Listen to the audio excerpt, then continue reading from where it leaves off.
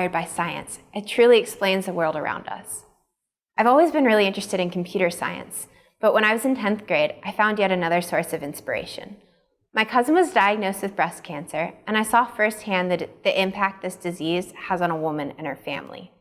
I also found out my cousin wasn't alone. In fact, 1 in 8 women will be diagnosed with breast cancer in their lifetime.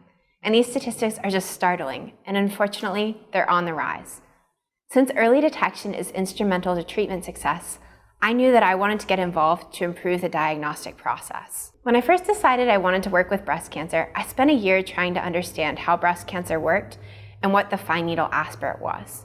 I came across the fact that fine needle aspirates, or FNAs, are the quickest, cheapest, and least invasive form of biopsy a woman can have.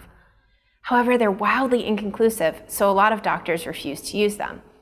At this point, I started bringing in complicated science articles to my biology teacher, who was kind enough to meet with me after class and before class, and sometimes even during his lunch hour. And Mr. Newhams and I would actually walk through these papers so that I could understand how the metastasis and morphology, different processes worked. Once I was pretty confident that I did understand how the breast cancer biopsy process was working, I went forward with creating a tool, an artificial neural network.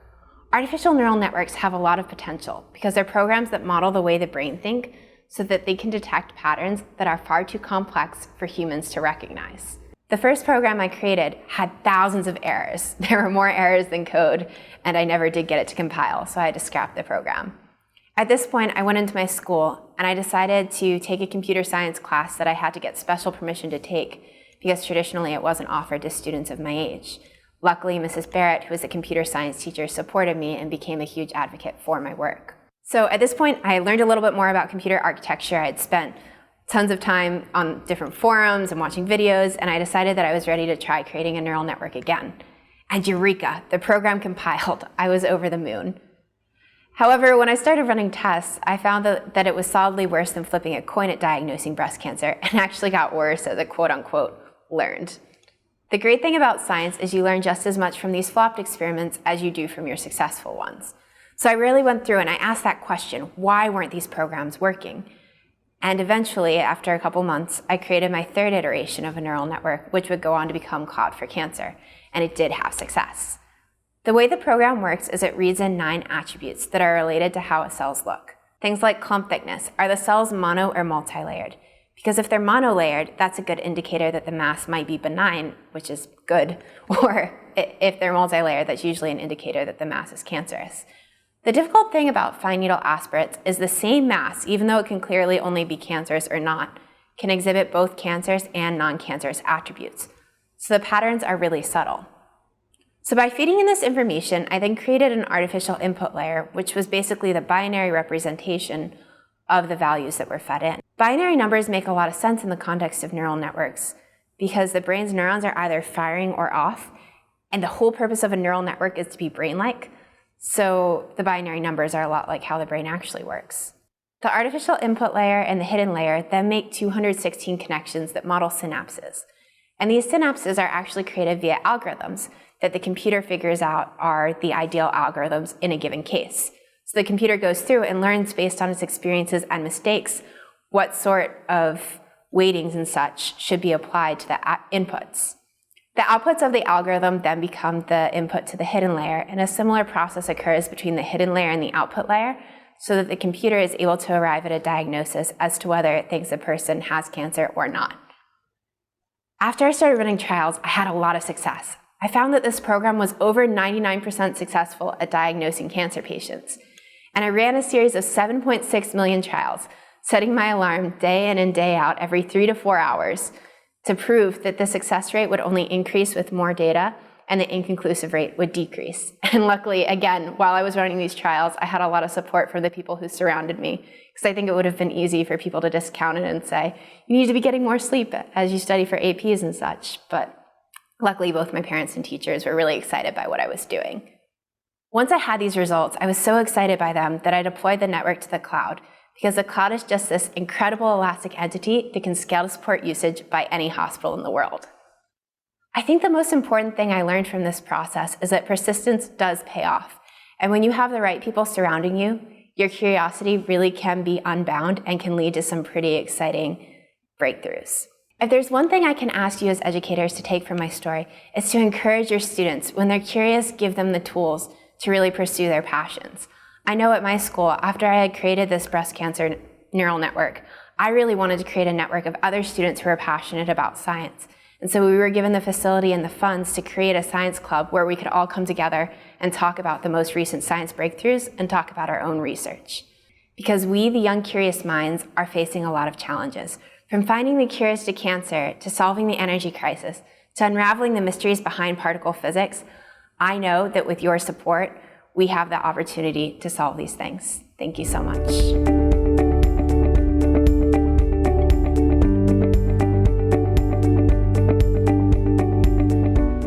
Hello again, everyone. Again, my name is Tia Lendo from the Google for Education team, and I am really excited to be hosting you for this live Q&A session with two of the fantastic speakers that you just saw. Firstly, we have Jenny Magera, who is a digital learning coordinator for a network of schools in Chicago Public Schools. Hi, Jenny, how are you? Hey, Tia. That's great to see you. Thanks for joining us, particularly when I know that you are in school today working. So also thanks to your manager for letting you join us. Great. And then we also have Brittany Wenger. I had the pleasure to meet Brittany 3 years ago when she won the Google Science Fair for her outstanding work, which most of you just heard about. She's a student at Duke University, and she's joining us today. Hi, Brittany. How are you? Good. How are you? Thanks for having me. Oh, thank you so much for sharing everything. And, let's start with a question for Jenny. And Jenny, thank you particularly for sharing your students with us. The coding video still has me laughing. It's great to see.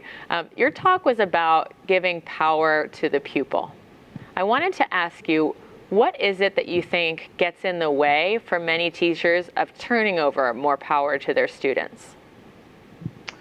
So I think there's a lot of reasons, but I think the biggest are probably three things. The first is that it's the fear. And it's not the fear of our kids and the fear of what they might do. Deep down, if you want to get to the basics and the foundation of it, it's the fear that we're going to fail them. If we're not in charge and we're not steering the ship, we don't know where we're going to be tomorrow, and we don't know what's going to happen 5 minutes from now. So if we give power over to our kids, we aren't ensured that they're going to make it to where we're trying to get them. But like I said in that talk, it's about trust, and we have to trust that together with the kids we could get to a better place than even we can plan and envision. I think that the other thing is lack of knowing that that's an option. I remember one of my colleagues came and watched me teach, and she said, "Oh my God, Magera, it looks like you're working so hard. Why don't you slow your roll and let your kids take on more autonomy and agency in your classroom?" And to be honest, I really hadn't thought of that before, because I was trying to make my classroom look like the classroom that I grew up in and that I had learned in. And because we weren't students in a classroom that was so free and allowed for such agency and power, that's not something that we default to. So we need more teachers to be aware of that. And hopefully after these amazing 3 days, teachers are going to go back to their rooms on Monday and know to do that. And the final thing is, again, what I said in that talk, which is not knowing the first step. So after you decide that you're going to trust yourself, take the risk and say, hey, this is a model that I both believe in and can see, it's knowing what's the first step to get there. And the first step is different for everyone, but the important thing is that you try something. Thank you. That's really great. And, Brittany, we heard in your talk the power that comes when a student is really allowed to pursue their passions and is enabled. You mentioned a lot of mentors and your family who really nurtured the curiosity you had and the passion you had to want to do something about breast cancer.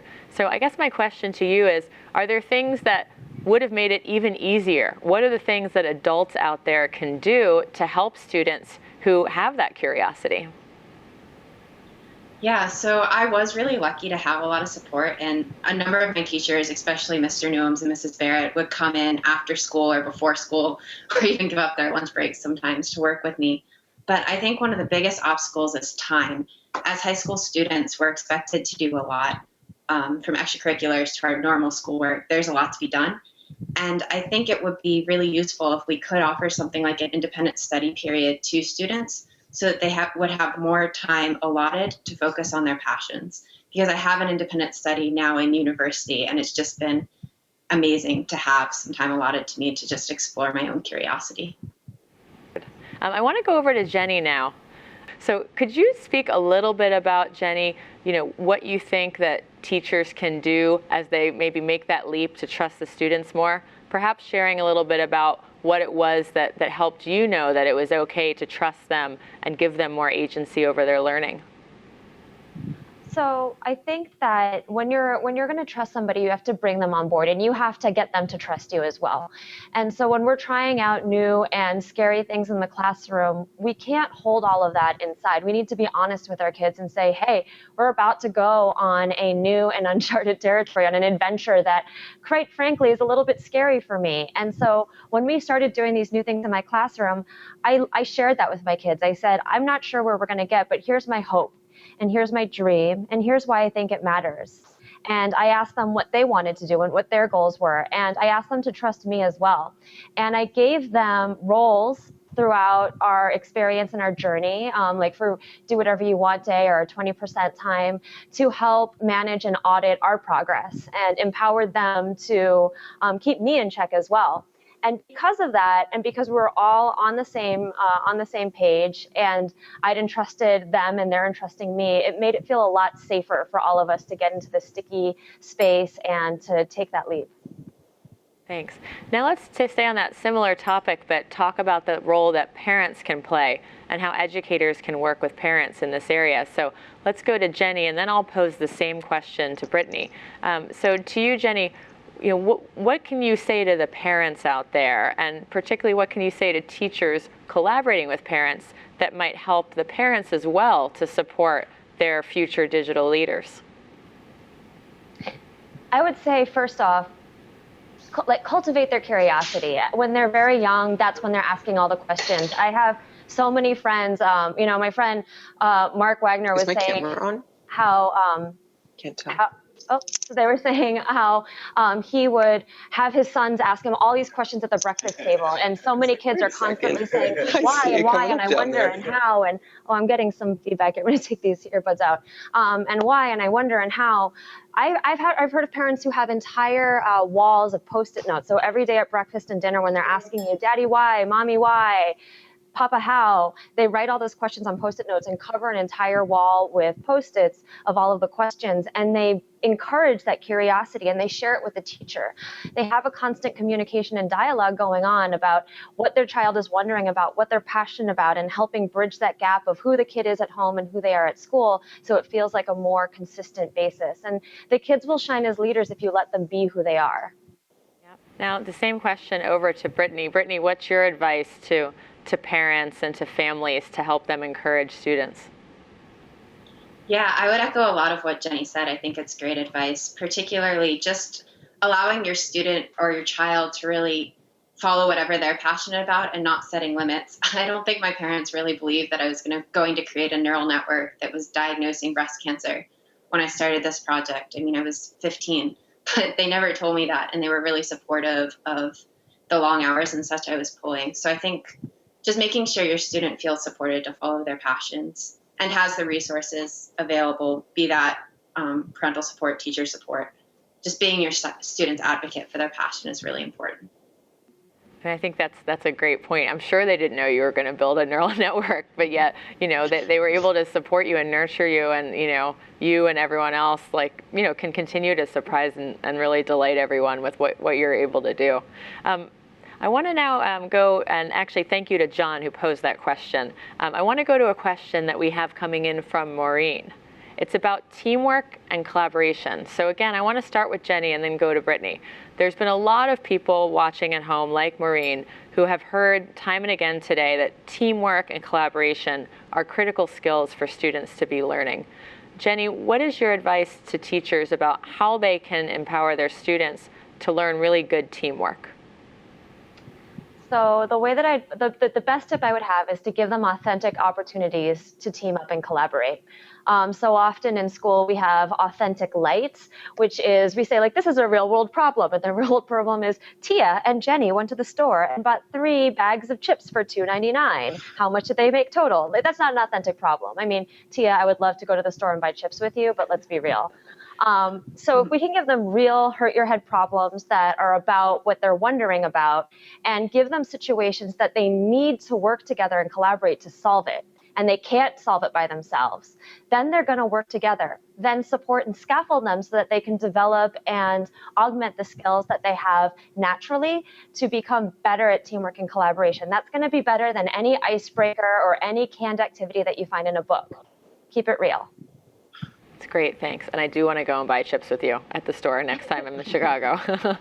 And that is great advice. So for Brittany, can you think back in school to the times where maybe you really had a great experience working with a team? What sort of projects or experiences were they that the teachers allowed you to have?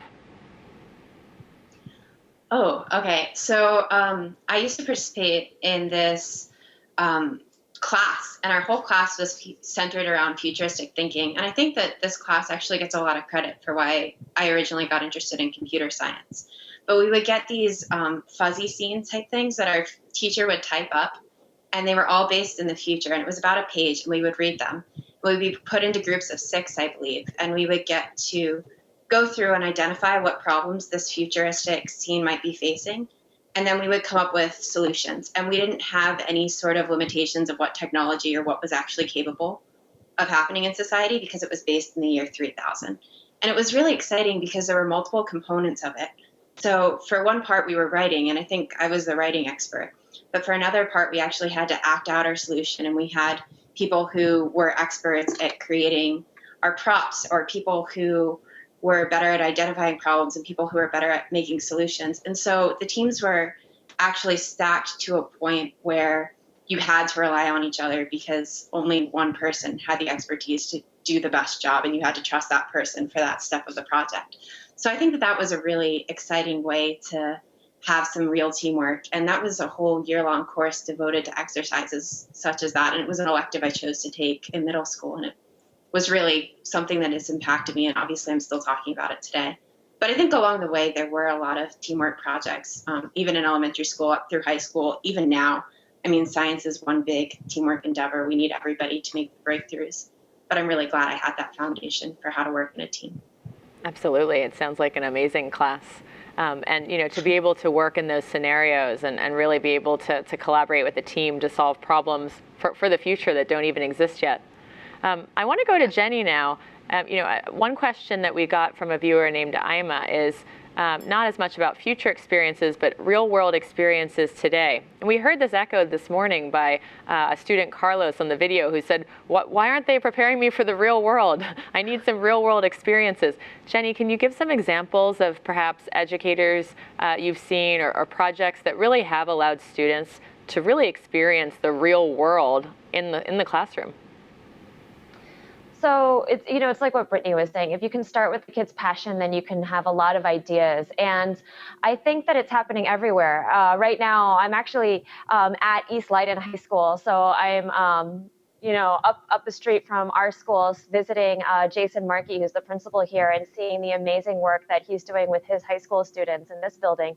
You're going to hear from them later. And they are constantly leading the way. They're the people who are fixing the Chromebooks in this building. They're cooking entire meals for conferences that principals and district and actually national leaders in education are going to. They're the ones whose voice is being lent to amazing discussions and debates about education and other important topics. And it's not just happening at the high school level, it's happening all over the world. As young as pre-K, we have kindergartners who are learning how to code because they want to figure out how they can get more help in their classroom. So they're trying to build the programs to help them. And so they're learning coding syntax at 5 years old before they learn how to spell.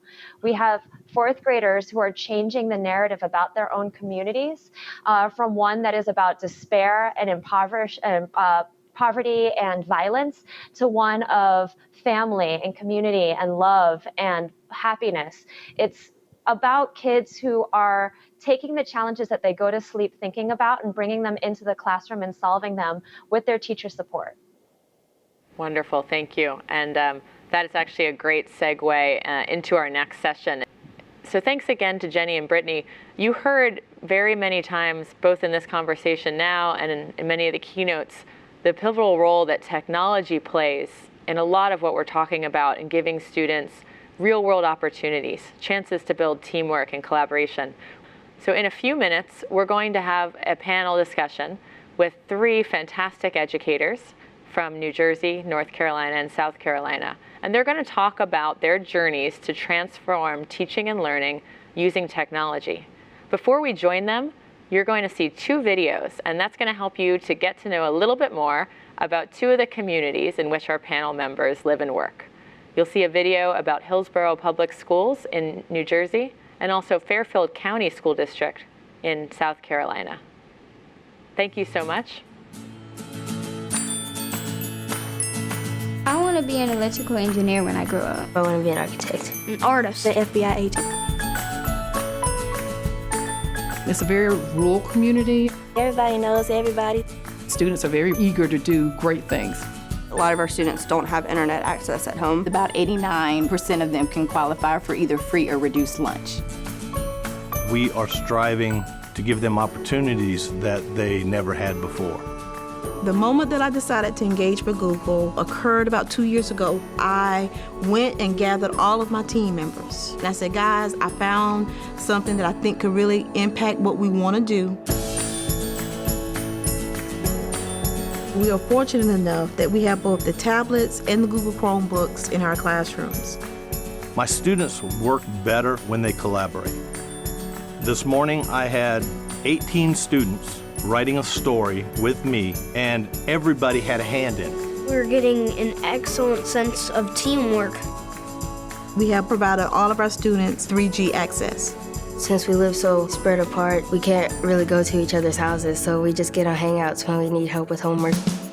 I am no longer standing at the front of the classroom giving out a lecture. I'm a facilitator now. I want to put the learning in my students' hands, giving them the tools and allowing them to discover and explore it.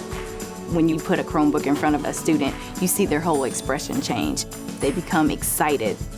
Last year, we were able to see double-digit gains on our state performance tests. I do attribute a lot of that to the technology. It will get my students to be successful in whatever they choose to be.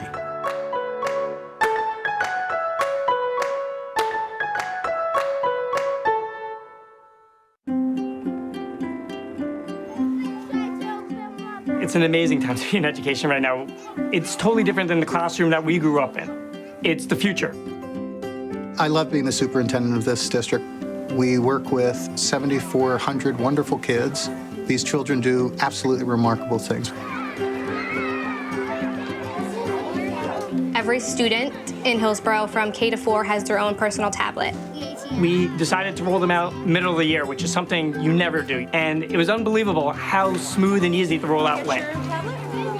Am I tech savvy? No.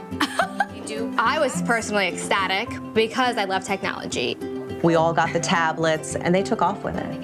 Kind of spread like wildfire. They were taking it out and trying to figure out how to use it, and a lot of the kids were showing them how to use it. You just press it and then it opens. See?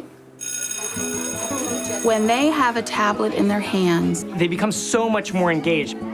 Things have completely changed in the way I teach. You're going to be choosing a math app that you like to practice, okay? Using the Google Play for Education store is very, very easy. It allows me to send out whatever app I've chosen to the entire group. We have all our math apps here, our home screen here. Apps for social studies, I found them for science. I learned how to count money, how to spell stuff. It'll help me read books. You could have some kids over here working on math, some kids here working on reading, and the teacher can get all this data instantly. What's the answer, boys and girls? 70. 70, beautiful. Give yourselves a big pat on the back. Very, very good job. Is that what you did? Did you click on that one? One of the most wonderful things is individual instruction. Nice, you're doing a really good job. On an app that we use today, no one in the room knew that they were all reading at a different reading level. Nice to see all the... So I can be very specific to that one child, and that is absolutely amazing to me. See if you can problem solve it for me. They loved to show me things, and they helped the others that were struggling with it. They became partners in the classroom. Okay, open up your tablets, find it. I know you'll be fine. It's no longer the special lesson. It's the new pencil, it's the new paper, it's the new book. Students will be learning whenever they want, wherever they want, whenever it's convenient for them. It's education everywhere at all times. Which is what a teacher's dream is, so. Some spectacular things can happen in classrooms.